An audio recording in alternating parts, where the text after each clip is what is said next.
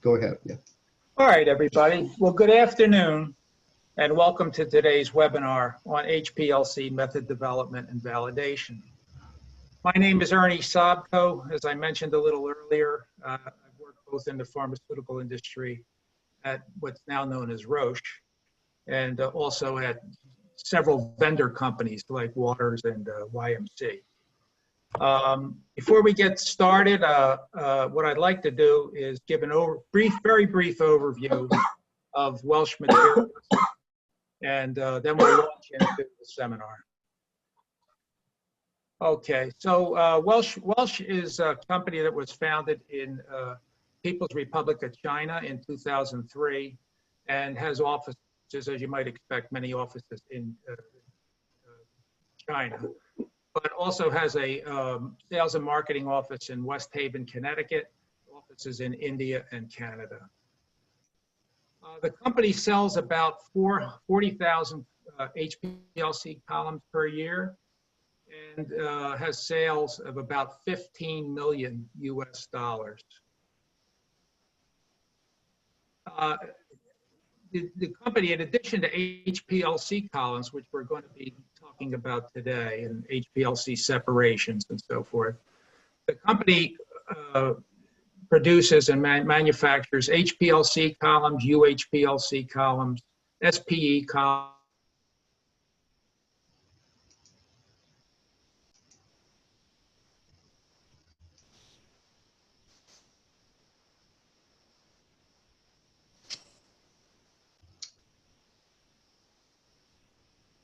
Ernest, you are mute. Okay. I'm sorry. I tried to mute everybody, but unfortunately the co-hosts are also muted. Yeah. Oh, can I go back and start? Yeah. No, you don't have to go back start. You Okay. can just start from this slide over here. Okay. Welsh has core competencies in silica surface preparation, manufacturing of ultra pure silica and polymeric material, stationary phase bonding of the particles, column packing and technology for analytical and prep and applications.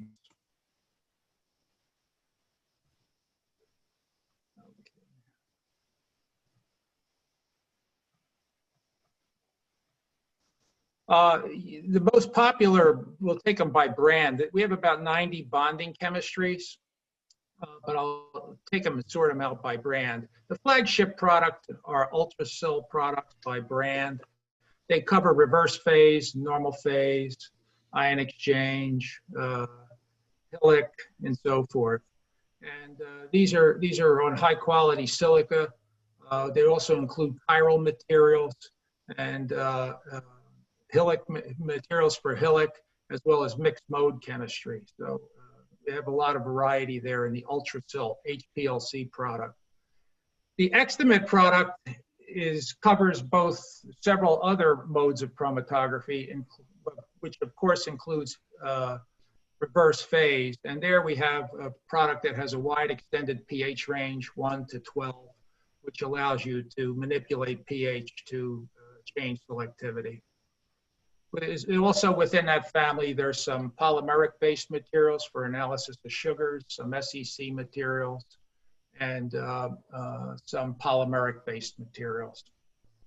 Lesser brands and older brands include the Topsil line product, which has several chemistries you can see there, and the Ultimate product line, which is a superficially porous particle. So the company offers chemistry for people who want to use core shell material.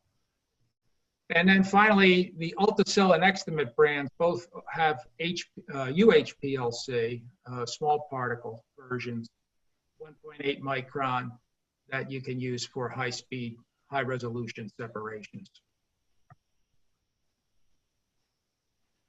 Welsh has many USP sightings, as well as appearance in, of course, in the Chinese pharmacopoeia, and is the holder of many patents. Quality is of the utmost importance. Unless you have a reproducible product, you don't have anything. And without a reproducible product, we can't be talking about the things we're going to be talking about today. So I can't stress enough that the company has a wonderful quality system and you'll be delivered a reproducible product. If you have any other questions about Welsh, that concludes my remarks. You can please visit our new website,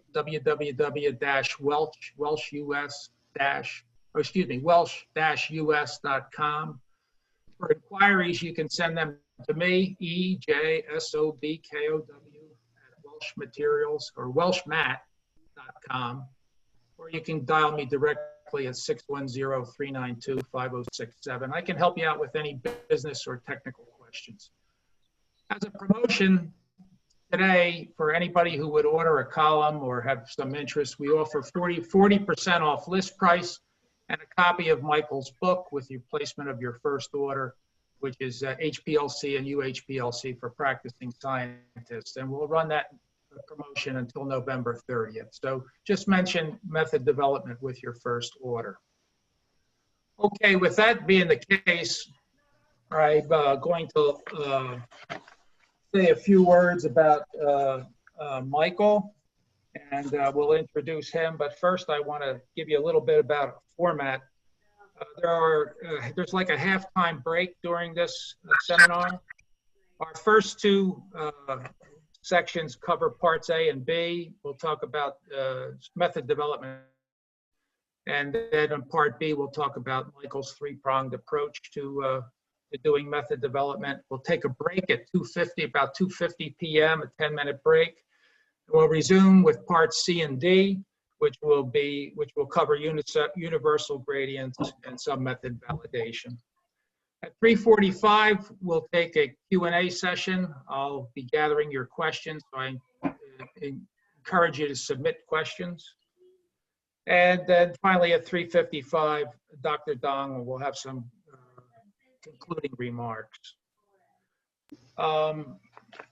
So finally, without further ado, I'd like to introduce Dr. Dong. As many of you know, he's a principal at MWD Consulting, and he provides training on HPLC, UHPLC, method development improvements, pharmaceutical analysis, and drug quality. He's a former senior scientist at Genentech, a research fellow formerly at Purdue Pharma, and was a staff scientist at Applied Biosystems, PerkinElmer. He holds a PhD degree from in analytical chemistry from the Graduate Center of the City University of New York.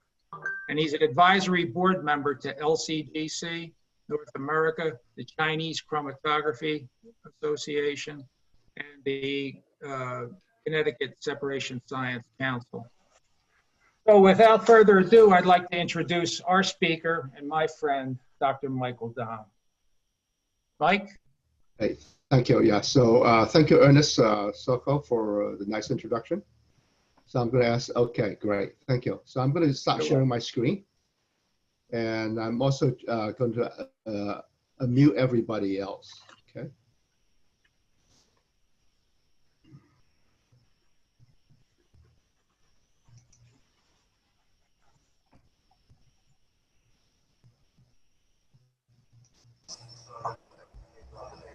Oh, okay. Okay, can everybody see my screen? My first slide, yeah? Okay, I'm trying to, give me a sec, let me try to mute everybody else first, okay. Because I can hear some noise on the,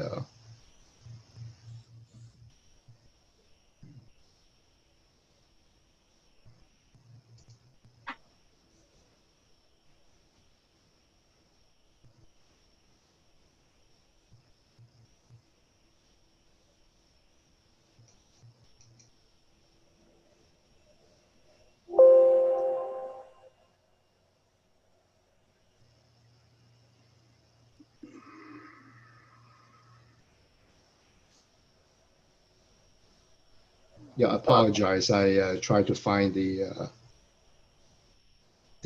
unmute button for everybody else. Yeah. Okay.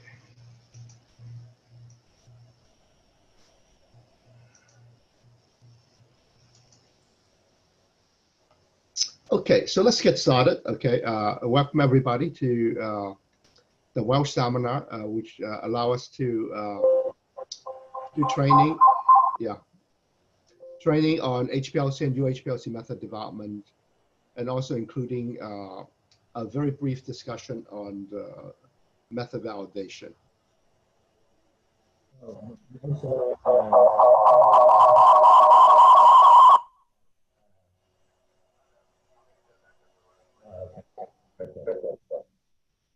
Okay, so I'm trying to unmute everybody else. I'm having trouble finding the unmute all button over there. Okay, let's see. Okay.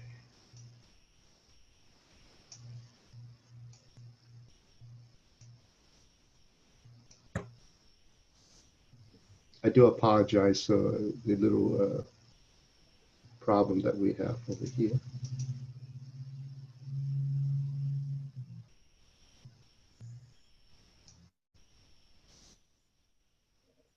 It's on the lower left of my screen, Mike. Okay, can you unmute everybody for me? Yeah. Yeah, I'm sorry to, okay, oh, unmute.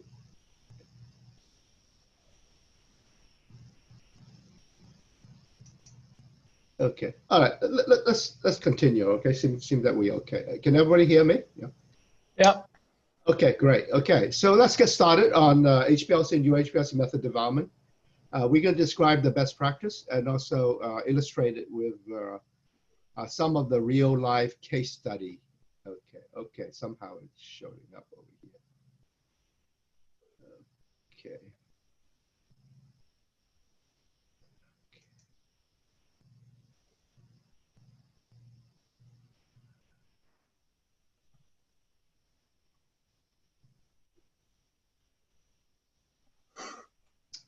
Now, the focus actually on pharmaceutical analysis, meaning we focus on the methodology for the quality control of the drug substance and drug products.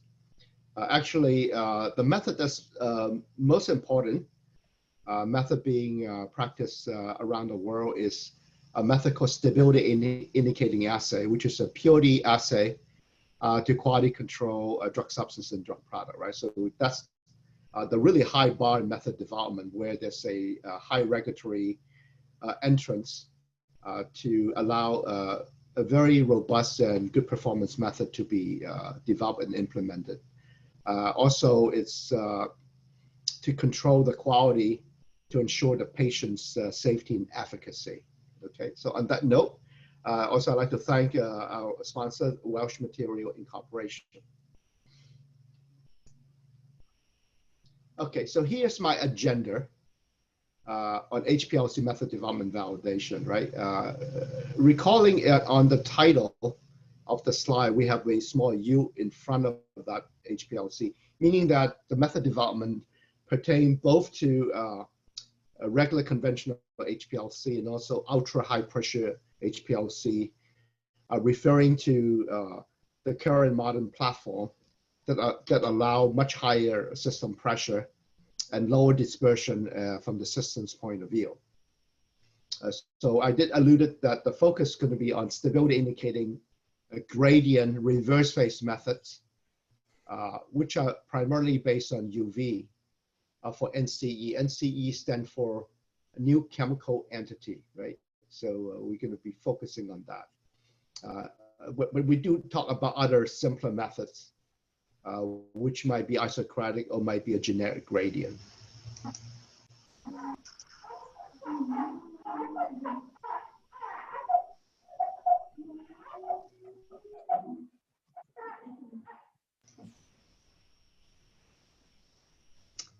Okay, so the webinar is going to be divided into 4 segments. In segment A, which is the first segment, we're going to speak about the traditional method development approach. I'll start with a glossary, some insight. The approach was developed by several people, which we would introduce that to you. Is kind of an approach that has been around for about 20, 30 years, mostly developed by Dr. Loy Snyder, he's one of the pioneer in HPLC. So we actually go through the 5 different steps, starting from some method goal determination all the way to pre-qualification.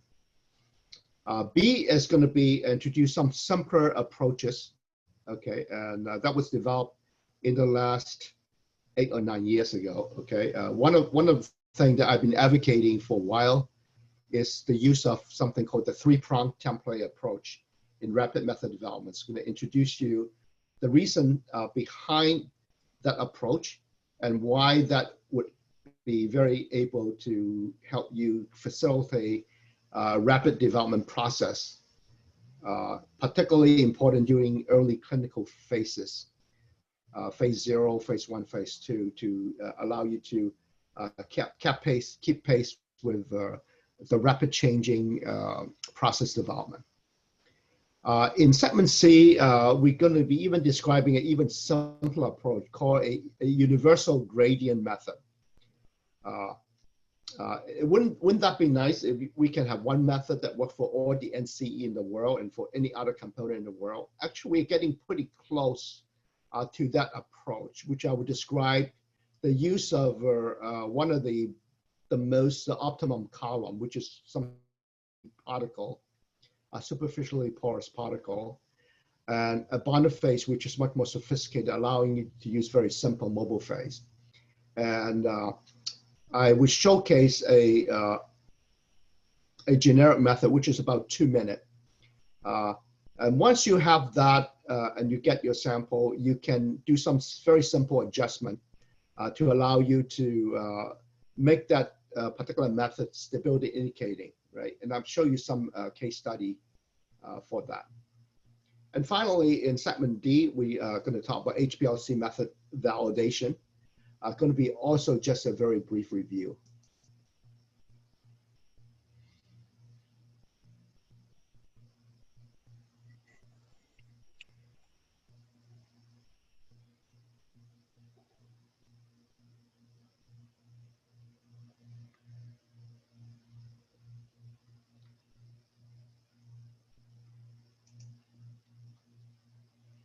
Okay, so slide number 3, I'm going to allude to HPLC method development, some of the terminology. HPLC, like any other high technology science, there's plenty of acronyms or short form, and also plenty of special terminology. So just a good time to allow us to define some of these things. Right? So start with potency assay. Potency assay is a method that allows you to quantitate the main component. Okay, in pharmaceutical analysis, that means the API or active pharmaceutical ingredient. We alluded to stability indicating assay. In order to ascertain that the assay is stability indicating, method typically based on HPLC with UV detection must be able to separate and quantitate the API, the active ingredient, plus all the impurity which are expected and degradation product.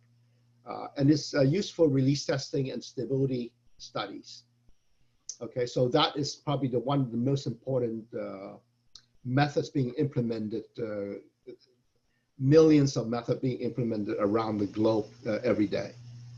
The ICH is the International Conference on Harmonization, whose guidelines are followed by almost all pharmaceutical companies for both commercial product and also late stage method development. Okay, a lot of these small molecule drugs are chiral, meaning the chiral purity have to be quality control, right? And you need to do a chiral method to allow you to separate the enantiomers. And typically, these are using chiral stationary phase, typically under normal phase condition. However, I want to emphasize that if you have a molecule with multi-chiral centers, if you have more than one center, which is very, very common, typically the most important method is a reverse-phase method under a chiral condition, reverse-phase method. And these is to control the diastereomer or series isomers, which are not enantiomer to the API. Typically, we actually instead of developing one method, the best proactive method development approach is to use also something called a secondary orthogonal method. An orthogonal method is a method that gives you different selectivity. And the primary reason to develop that is to ensure that there's no impurity that are hidden underneath the API peak. The API peaks dominate in the chromatogram in the purity method. And there's a high degree of chance that some peak might be hidden underneath the API peak, which is very difficult to be determined by peak purity measurement, right? So the best way to do it is to develop an orthogonal method to allow you to show that there's nothing that would come out underneath the API peak.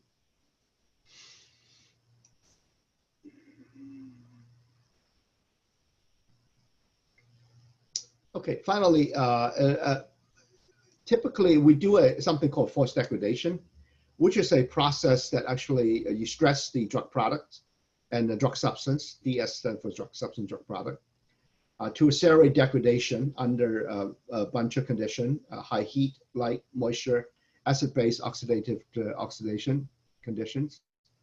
Allow us to determine the major degradative pathway and to generate degradation products to ascertain method specificity verification. Most laboratory that do method development routinely would use something called a column and mobile phase screening system. So we discussed that very briefly. Finally, I'd like to spend a couple minutes to look at the basics. You know, why do we use reverse phase and also UV detection for stability indicating method? Almost exclusively, one need to use reverse phase, not a normal phase method or not ion exchange for small molecule drug quality control. The reason behind that you need to use a reverse phase method is for several reasons. Number one is because of mass balance, meaning that reverse phase is a very weak interactive retention mechanism. And if you use 100% acetonitrile to wash the column or 100% methanol, almost all the late eluted would be eluded, right? So it's a weak interaction. If you use normal phase, we don't have that degree of confidence that all the component in the sample would be eluded, right? So it's one reason behind that. The other reason is that under grading condition, one can accommodate both for very polar impurity and late eluder such as dimer, right? And this is because we must physically separate every component in the sample to accurate quantification because we're using a UV detector. Right? Now, UV detector is the workhorse in quality control. I know mass spec becoming really, really important, but mass spec does not have sufficient precision. Very difficult to get mass spec to be able to give you peak area reproducibility less than 1%, right? UV can have no trouble delivering a RSD, relative standard deviation, less than 0.2%. Okay, so once again, the primary methodology is the UV gradient UV method for pharmaceutical analysis because of superior mass balance, superior resolution under grading condition, better reliability, much better peak area precision, and a bunch of other reasons, right? Simplicity, very easy to predict elution. Okay, just very briefly on some insight in method development, right? Share with you some of my personal insight. Okay, many methods are really easy to develop. If you have one component or two components in your sample, and you're not interested in stability indicating application, it would be a rough potency method. Those methods are very easily developed. The exception is an ICH compliant stability indicating method for new chemical entities, which must separate almost everything else. A typical stability indicating method is a composite method, meaning that it would deliver you determination for both the API, the main component, and on all the impurity and degradation product. UV, I mentioned, remain the primary detector for QC because 100% of the eluent, would actually pass through the UV detector flow cell. While in mass spectrometry, because of the nebulization process, only about a small fraction of the eluent actually enter the mass spec into the capillary, into mass spec, either single, quad, TOF, or any other high resolution mass spec. I would say software and automated screening system are invaluable for method development laboratory, particularly for the development of very complex separation, complex drug product under late stage condition. However, most of the development done today are still very much a very manual and personalized approach. We do pay a lot of attention to the API peak because it's a huge peak, and shoulders or strange peak shapes on the API sheets are really bad signs for any peaks, impurity peaks that might be hidden underneath the API peak. Now, there are no perfect methods. I have been doing method development for about 30 years, and I have never seen a perfect method. A method typically are developed to be good enough or just fit for purpose, fit for the intended purposes. And typically they also stage specific, meaning that the regulatory compliance becoming more stringent with later phase method. I want to mention that method development is not a GMP activity. However, method validation, particularly for late stage method development, must be implemented with a written protocol under the GMP good manufacturing practices. It might be different for early stage method, where a notebook references might be sufficient. I'm a big fan for mass spec compatibility, meaning that HPLC method using mass spectrometry compatible solvent, which are volatile. I actually venture to say that having a mass spec system in your HPLC method development system is actually mandatory rather than optional if you want to do good science and if you want to do very efficient method development, particularly if you have a very difficult API with very complex drug substance modality, right? So this is a really very, very needed in early development. Okay, let's begin with the traditional approach. Here I want to describe the 5-step HPLC method development. This is according to Lloyd Snyder, who's the pioneer in HPLC. Both Lloyd Snyder and Dr. Jack Kirkland are the two pioneers. Unfortunately, both of these pioneers actually have passed away. They have written a book called Practical HPLC Method Development, which remained to be a Bible in method development. However, that book is kind of dated. It's over 20 years ago, right? So here's a picture of that book, right? But still, it is a very much a standard textbook. So it described a 5-step process, beginning with defining the method type. Okay, it's sort of prep, qualitative, or quantitative. And most HPLC assays are really for quantitative, and a large fraction of these methods are for stability indicating assay.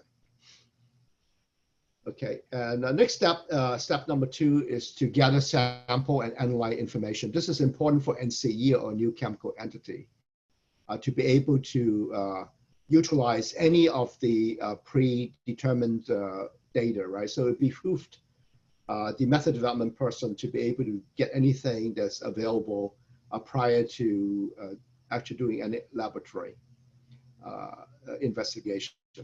The third step is initial method development, where actually you dissolve the sample and put it, typically the first injection is a scouting run using a broad gradient to get the first chromatogram. And then everything will start from there, from the first chromatogram.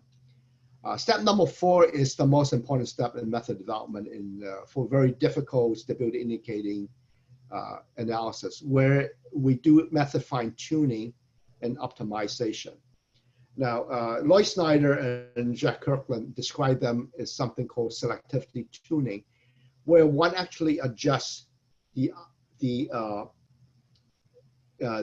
alpha or the selectivity of the critical pair Alpha is the ratio of the retention indexes between two critical pair. We always focus on a pair of peak which are co-eluding or closely eluding to give you make sure that we are able to quantitate all the impurity in declaration product accurately. And this is because we're using a UV detector which is blind to the actual component identity. If you use a mass spec, you can use single ion monitoring. And even though it's co-eluding, if the parent ions are different, you're able to separate them without any problem. A final step typically is something called a method prequalification prior to going into validation. Okay, so step number 2 is gather, sample, and analyze information. Okay, so if you have an NCE, you probably have the chemical structure, and you would actually know the molecular weight, the purity, the formula, and everything, right? Nice to know the solubility of your API in different usual solvents such as water, alcohol, ether. If you don't have that, some of your preformulator might have some of those. It's nice to look at the structure and focus your attention to the number of acidic, basic, and also other unusual functional groups in there, which might be subjected to oxidation or hydrolytic cleavages. The pK is very important. If you don't know it, you can calculate by some software. The number of ionizable nitrogen atom is also really important, which typically, if you have multiple charge atom, your peak shape might be compromised. I want to mention that most small molecule drugs are basic, meaning that they probably have some kind of primary, secondary, or tertiary amine in the molecule. A lot of the NCE today are very complex. They are synthesized by medicinal chemists, and they have different motifs, typically at least 2 or 3 structural motifs combined together to give you selectivity, bioavailability, and to minimize any side effects. Most drugs are also chromophoric, meaning that they have an aromatic moiety in the structure. And so they are very susceptible to UV detection. You can determine the lambda max immediately after the first injection. Toxicity is really important to know how to protect yourself during the method development. The number of chiral center is really, really important because most of the NCE today, there's a FDA study 5 years ago that determined that over 50% of the NCE in development are chiral molecule, and many of them, a majority of them, have a multiple chiral center. So right away, the bar for method development is really high because you have to separate these enantiomer and also the stereoisomer to control the chirality. The regulatory agency will not allow you to develop a resume mixture, right? So those days are gone. Stability is very important, and that's mostly being developed, data being gathered by using a stability studies, using a stability indicating method. That's why the HPL method is pivotal in the quality assessment for both purity and stability. After stability study, one can ascertain the storage condition and also the packaging condition. Very important to gather information which are available before you start method development. MSDS is really important. I know that to most chemists, they don't really have a lot of meaning, but in this case for NCE, it's really important to know how to protect yourself. You might be able to get some useful information. If you purchase your API from a vendor, they might come with a certificate of analysis. If the NCE was developed in-house by medicinal chemists, the analytical group servicing the medicinal chemists might have a certificate of analysis or certificate of testing, which is available before you start any method development. Those are free resources Most importantly, if you purchase your API from a vendor, it might come with a vendor's technical package, which usually have a lot of purity information, mass spectral information, and UV data information. Oh, step number 3 is when you actually start method development, right? Typically, we would start with a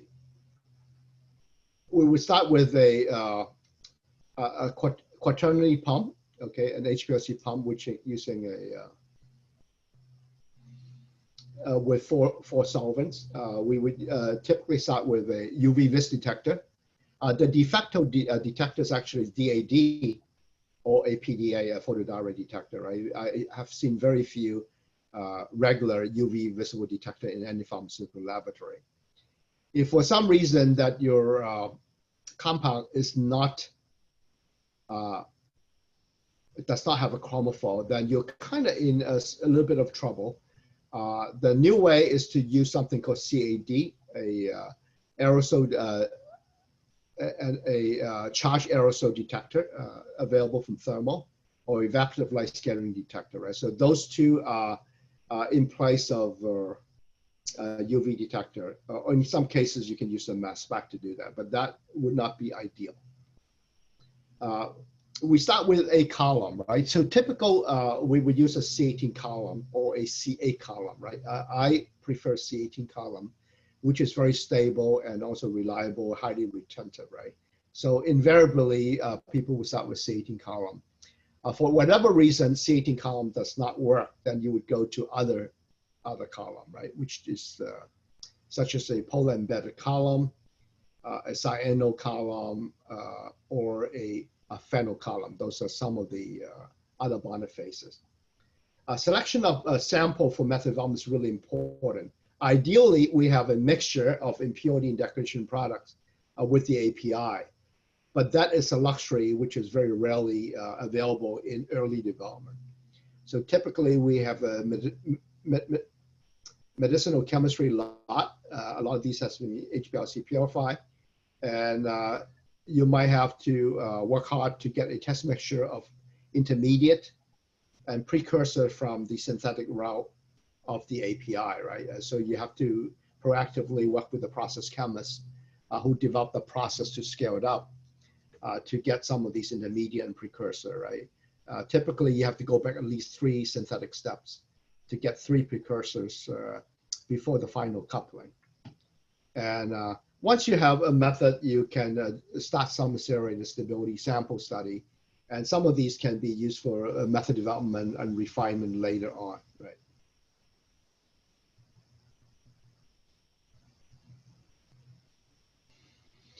Okay, so this is time to get the first chromatogram. The initial mobile phase typically is acidic, pH 2 to 4, meaning that use 0.1% TFA, 0.1% formic acid, 0.1% acetic acid. So typically, one would start with a simple acidic mobile phase. You can try a basic mobile phase, but that is not advisable at this stage. You use a broad gradient. A broad gradient meaning that under reverse phase from 5% to close to 100% acetonitrile or methanol for initial sample assessment. So this approach is described in more length in chapter 9 and 10 of the book. Okay, step number 4 is method fine tuning, which is the bulk of the method development process.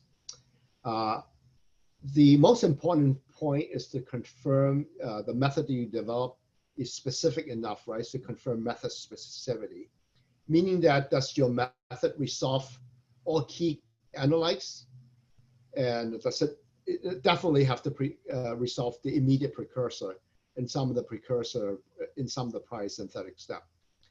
Make sure that there's no interference from the blank or from the placebo of the drug product. Ideally, you have a mixture or cocktail of precursor, process impurity, and degradation product. Typically, we would confirm method specificity using sample from a forced degradation study, and we talk about that slightly later. And also, if you have isomeric reference standard available. We would confirm there's no impurity hidden underneath the API peak by using an orthogonal method, or in some cases, peak purity assessment using mass spec or UV photodiode peak purity algorithm. Okay, by method fine tuning, we primarily is done by adjusting the mobile phase. The organic component of mobile phase B, or the strong solvent, is either acetylnitrile or methanol. Okay, occasionally TFA. Occasionally is tetrahydrofuran. Okay, so tetrahydrofuran. And you can also adjust the pH, also the buffer strength of your buffer, and also other operating parameter. Okay, what is most important is gradient time. What is gradient time? Gradient time for a linear gradient, for instance, if you go from 5% to 100% broad gradient in 10 minutes, the gradient time is 10 minutes. Gradient time is really important. It controls the resolution. It also controls the analysis time. The gradient range is also very important and have to be optimized for optimum resolution, particularly around the API region. And a lot of time we use a multi-gradient segment. Flow rate should be optimum, and T stands for column temperature. The default is 30 to 35 degree, and but no, we actually in some method we can go up to 6 degree. Very rarely for farm analysis we go above a 60 degree because we do want to avoid problem with uncolumn degradation. And the final step is improving sensitivity, the peak shapes, and also method robustness, and also to reduce analysis time. But that's the final method. The most important one is to achieving baseline resolution for all the key analyte, such as the degradation product and process impurity. The method fine-tuning using selectivity tuning is the most time-consuming step in method development. And typically, we focus on resolving critical pairs which are not partially separated or totally colluted, by changing mobile phase, operating condition, and also, if not possible by mobile phase, changing column type, right? If C18 does not work well, go to a polar embedded column, go to a cyano column, or maybe a phenol column. Okay, final step in method development for regulatory method, such as stability indicator method, is method pre-qualification. This is because we want to make sure the method we develop is validatable, meaning that we check method performances very briefly within a few hours up to a day to make sure the method is specific, make sure it's linear, you have sufficient sensitivity to go down to 0.05% of an impurity, right? By regulation, for drug synthesis method, you have to detect an LOQ, limit of quantification, down to 0.05%. Once again, method development is not GMP. You do not use it in regulatory filings, while method validation, particularly late stage, require a validation protocol, which is signed off by QA. Okay, so let's demonstrate the process using a case study, right? This is a case study that in one of my first full-scale pharmaceutical development process, right? So my senior director asked me to develop a method for an NCE. The company just purchased a molecule from California, which is for neuropathic pain indication. So we have about 50 milligram of that NCE. It's a white powder, and we're going to perform something called a GLP tox study on that method to assure safety, to do some animal study on evaluation of toxicology. It's a pretty expensive assay, right? So it's something like a $1 or $2 million assay to do a full-scale GLP tox study. So before you do that, you have to ascertain that you have a method you have to do kind of a little release testing of that sample, and also to assure that the dosing solution for the animals is sufficiently stable for about a week or so using the dosing condition. Right? So you have to develop a phase 0 stability indicating method. So my role is to, I have a couple of weeks to develop a purity assay for an NCE.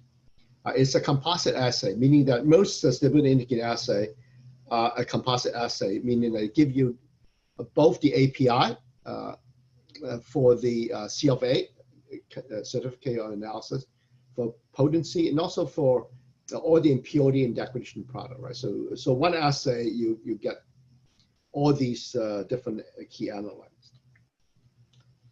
Okay, so case study number 1, right? So I did all the initial step 1 and 2. So step number 3, I'm going to put it and develop the first chromatogram, right? So here's what I did, right? I've been advocating the use of 3 millimeter ID column. I think this is a much better column dimension, the inner diameter of 3 millimeter, more compatible to modern equipment. And definitely there's no reason to use 5 micron material anymore, right? So at that time, 15 years ago, I used a 3 micron material from a vendor, a C18 column. Once again, very simple mobile phase, one linear gradient from 5% to 95%. Mobile phase A is 0.1% formic acid, B is 0.1% formic acid in acetonitrile. Flow rate is 1 ml per minute, which is optimum for that column. The detection is UV detection at 220. And the sample is 5 microliter API at 1 mg per ml. I'm using a default solvent of 50% acetonitrile water without any additive, right? So this is the default or standard diluent for the final API. You don't filter that.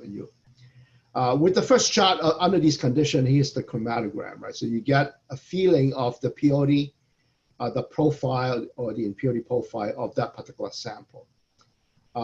When you use that procedure, you use a photodiode detector, and then you turn on all the pixel, so you get a determination of all the UV spectrum, spectral data of all the peaks, all the impurity in an API peak. Right away, we know that we are in somewhat a little bit of an issue, because the UV spectrum does not have a very highly, does not have a strong lambda max at 258, right? There's a little bit of lambda max at 258, which is not very strong, right? So that is a problem, because if you use 258, we have to inject a large quantity in order to hit an absorbance unit of 1 or close to 2, which we like to have for a sensitive assay.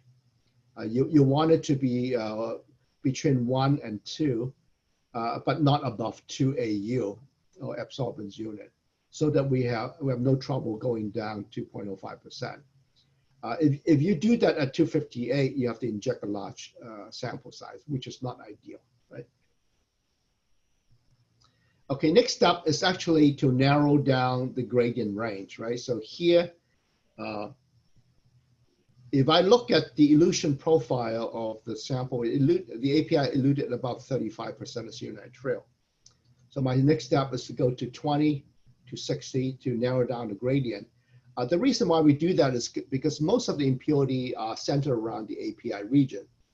And when I do that, and I slow down the gradient somewhat,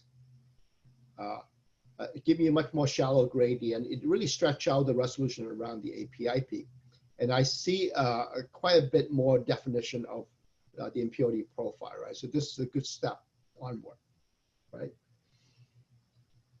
Okay, we don't have time to go into the detail. The book actually described this method development in more detail, and I'll show you the method validation data later on. This is my final method. Okay, the reason why I have to switch column, you can see that the column is different. It's a polar embedded column with the amide group. It's a mixed move. The reason why I need to do that is because the precursor, the immediate precursor, was not able to be separated from the API using a C18 column, no matter how much I change the mobile phase. So right away, I know that I have used a different bonder phase. And the quick column screening indicated that the polar embedded phase is a good way to separate the immediate precursor, right? So this is necessary change. You can see that also changed the mobile phase A from formic acid to TFA. TFA have some slight ion pairing capability, and it increased retention time because of ion pairing with the basic API. And in addition, it also gives you a better peak shape, right? So this was very, very helpful. You can see that the APA, the FTA concentration a little bit different, right? It's a little lower on the B to give us a flatter baseline. It's called the balanced absorbance mobile phase selection. Okay, so this is very common way, particularly for protein peptide. This is to allow you to detect with a flat baseline at lower UV, at far UV. Also change the detection wavelength at 230, right? So, the final method, you have to inject 30 microliter because we changed the wavelength. The concentration remain in 1 mg per mil, but you inject more. Instead of 220, you go to 230, right? So this is my final method. Now, is the method perfect? It's not perfect. Is it good enough? Probably good enough for to monitoring the quality and stability of the dosing solution. You can see that there's a little bit of collusion between this impurity peak over here, right? I can ask for another 2 weeks to develop a more perfect method, but that is not being looked at very kindly if the timeline for the study is postponed. Okay, general method development strategy, just very briefly. You pick the best column, best mobile phase, the best gradient range. You try to fine-tune separation by optimizing the gradient time, trying to optimize the gradient range, meaning the initial and the final of each segment, the flow rate, the temperature. Typically a iterative approach, and most people do a one factor at a time. You can also use a automated system to optimize this part for development or for laboratory doing a lot of method development. Typically, method development is a lone ranger operation by a single experienced chemist. Method validation is typically done by a team to save time, right? But if you try to develop a method by a team, generally does not work very well. The application of UHPLC is very, very much useful to reduce the method development time at this stage, can expedite method development, and more is available in this review paper by myself and Callie Zhang in the Track magazine from ACS. I'm the co-editor of this entire issue dedicated to the use of UHPLC application 10 years after the commercial introduction of UHPLC by Waters in 2004, right? So 2014, there's a commemorative issues from Track magazine. Okay, very briefly, I just want to go through some of the selectivity tools, right? So here is a case study where we, this one came from Waters Corporation. We have a mixture of 12 drugs. There's some base, which are indicated by blue, some acid, which are in red, and some neutral one, right? You can see that using a C18 column, acetonitrile, the elution profile of the 12 drugs are very similar. There's no differences of elution profile. While acetonitrile give you typically sharper peaks and also earlier elution, right? Meaning that acetonitrile is stronger, right? So no major selectivity changes. There are different positioning by these two solvents. C18, the primary retention mechanism is hydrophobic interaction.